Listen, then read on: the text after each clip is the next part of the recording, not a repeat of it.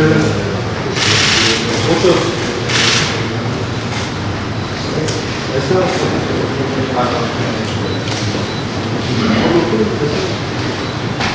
Daha önce de açıklamış olduğum gibi bizim eğitim sistemimiz çok büyük bir eğitim sistemi. Yaklaşık 18 milyon öğrencinin, 1,2 milyon öğretmenin ve 200 bine yakın idari personelimizin hizmet ettiği 20 milyonluk devasa bir eğitim sisteminden bahsediyoruz.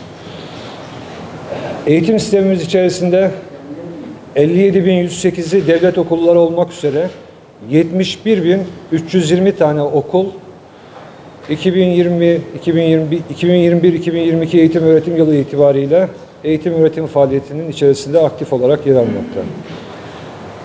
Bugün itibariyle Sağlık Bakanlığı ve Sağlık Bakanlığı Bilim Kurulu üyeleriyle birlikte belirlemiş olduğumuz herhangi bir vaka veya yakın temas nedeniyle yüz yüze eğitime ara veren hiçbir okulumuz bulunmamaktadır.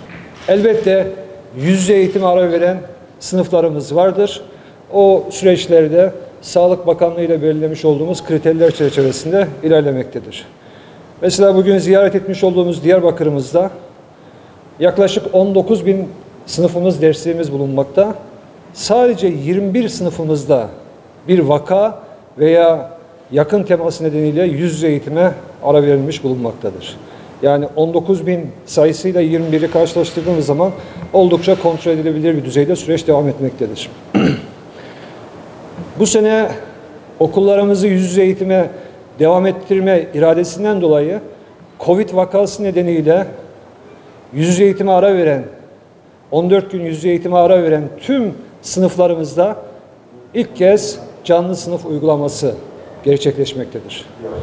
Ve bu sınıflarımızda ihtiyaç duyan öğrencilerimize de valiliklerimiz kanalıyla ücretsiz bir şekilde tabletler ulaştırılmaktadır. Sonuç olarak kurallara riayet ettiğimiz zaman inşallah tüm vatandaşlarımızla birlikte çıkmış olduğumuz bu yolda başarılı bir şekilde süreci nihayetlendireceğimize inanıyorum ben.